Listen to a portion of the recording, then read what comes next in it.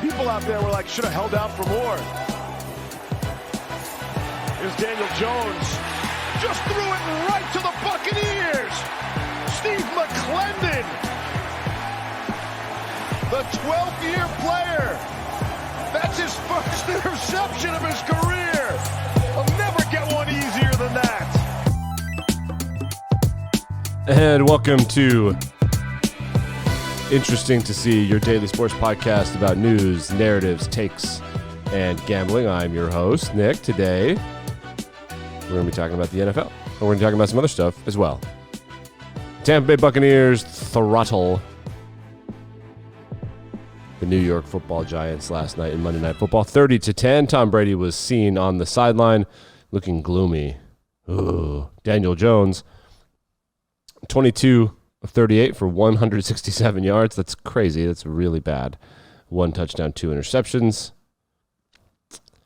And most importantly in this game, by far the most important part of this game is that we had ourselves what the kids would call a thick six. What's a thick six? Well, this is debatable. I wasn't going to start this fight on Twitter due to semantics.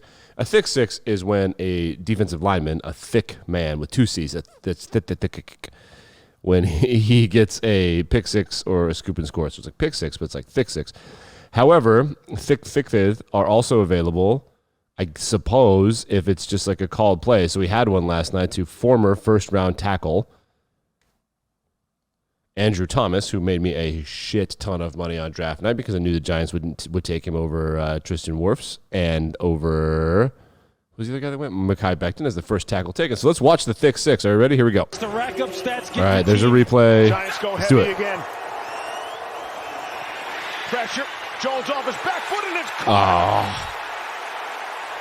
Oh my goodness. Andrew Thomas. Welcome back to the Giants lineup.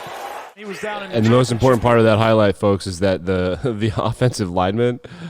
The offensive linemen all had a dance ready to go. Good for you, Andrew Thomas. He's coming along. He's not going to be a great player. He's going to be a good player. He's not going to be a great player.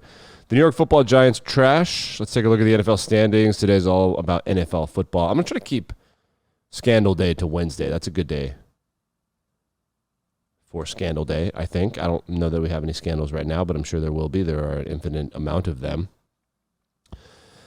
The New York Football Giants are in dead-ass last place in the NFC East at 3-7. Right now, the Cowboys are looking good. The Eagles are 5-6. They're right on the cusp of some things. Also, Tampa Bay Bucks are pretty good in the NFC South, as everyone predicted. However, will they win it? Yeah, probably. The Saints lost Jameis Winston, and now they have some ridiculousness at quarterback with Trevor Siemian. Okay, let's look at the playoff picture in the NFC. The NFC game last night, the Cardinals, best team in football, followed by the Packers, the Bucks, the Cowboys. The Rams are the 5th seed.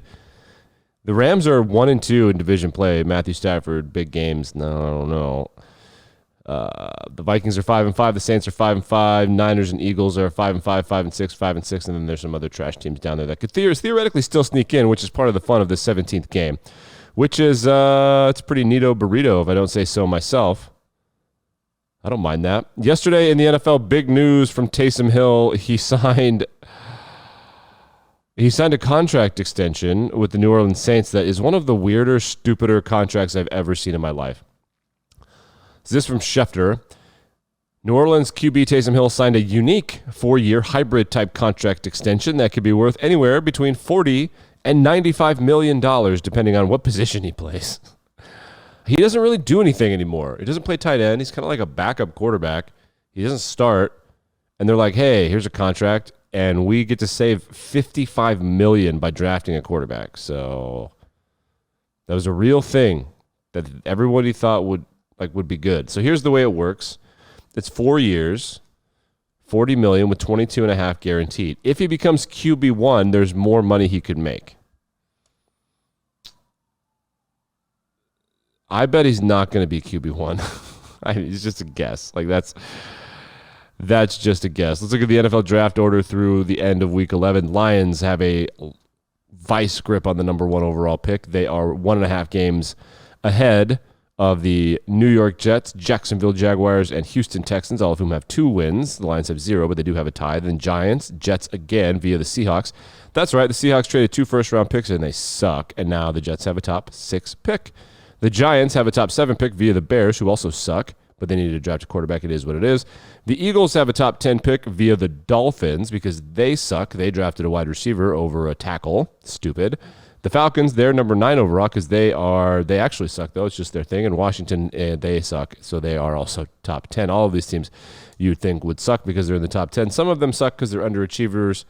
Some of them suck because they don't understand what's going on. And some of them suck, Lions, Jets, Jags, Texans, because they're just literally tanking. Okay, let's go to the NBA. Last night had ourselves a buzzer beater.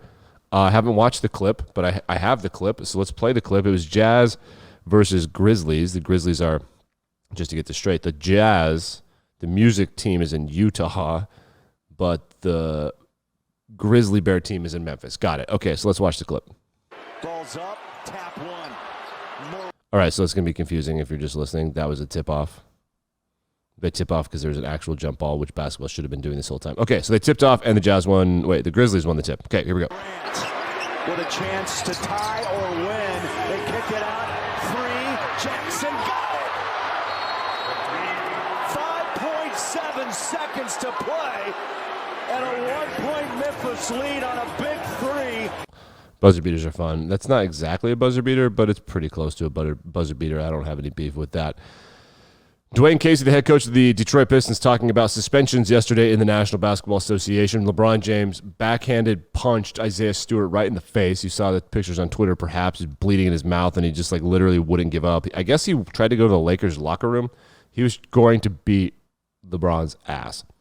LeBron got a 1-game suspension. Isaiah Stewart got a 2-game suspension, which makes sense. LeBron did punch him right in his face, and then Stewart was going to kill him, so that's worse. So he got suspended. Here's Pistons head coach Dwayne Casey on whether or not he thinks Stewart should have been suspended. He shouldn't be facing anything. He was just, he not getting off the court in time is probably the league would have to decide that. But the man got, 8 stitches now, whatever the number of stitches is, across his forehead, and I don't even know if he knew who had hit him. I agree. I don't know if he shouldn't be suspended, but they should have the same amount of suspension because LeBron, it's LeBron's fault that this happened. The Philadelphia Eagles Barstool Sports affiliate ranked the Philadelphia Sports Hall of Fame, as in the most Hall of Fame fans, the most viral fans, and I highly recommend that thread. Also yesterday, in Philadelphia Eagles culture, there was a big fight during the game between Jordan Mailata and the guy he was blocking, defensive end Marcus Davenport, who's been an enormous bust, while Mailata has been a huge success story for the Eagles. He was drafted in the 4th round because he's a freak of nature athlete. Ask me how much football he's played. 0. He didn't play any football until he got to the show. He played rugby, and they turned him into a left tackle in the National Football League. Anyway, he dummied Marcus Davenport. Davenport was laying on some running backs, and they got real mad. And then this really happened. Mailata blew him about 9 yards off the line of scrimmage, pancaked his ass, and then laid on him. And they had to be broken up. And then Mailata posted 2 pictures of the pancake and 1 video of the pancake, and he tagged his location on Instagram at IHOP. What a bro. I love that. I love a good old-fashioned offensive line fight. It really is the best thing ever. Moving on. Actually, you know what? Let's wrap up the show. We get you on your way for your commute this morning or whatever you're going to do. I think the Chicago Bears are in some deep shit because they're playing Tim Boyle on Thanksgiving Day. We all know that Tim Boyle is a damn good quarterback, and the Lions are good, and the Bears are good, and everybody's super excited to see Andy Dalton, who it was announced yesterday will be the starting quarterback for the Chicago Bears on Thanksgiving.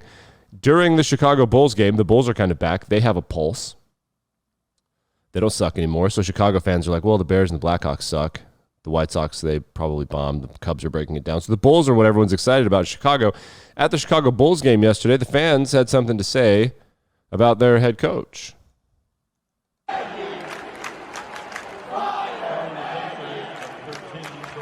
Oh, yikes. Fire Nagy. That is too rich. Yes, I'm on board with firing Matt Nagy, but not yet. Not till they lose to the worst team in the NFL on Thanksgiving on national television, which would just be hilarious. Like, rate, review, subscribe. I appreciate it. 5-star reviews help people find the show. Subscribe on YouTube. I have a TikTok. I have a Twitter. There's content on those things, etc., etc. I'll be back in Better Than Ever tomorrow. Announcement, no show Thursday, and maybe a show Friday. Probably not, but then we'll be back on Monday morning to review the best weekend in college football. It's a rivalry week coming up. We're going to preview it tomorrow and also some NFL stuff as well.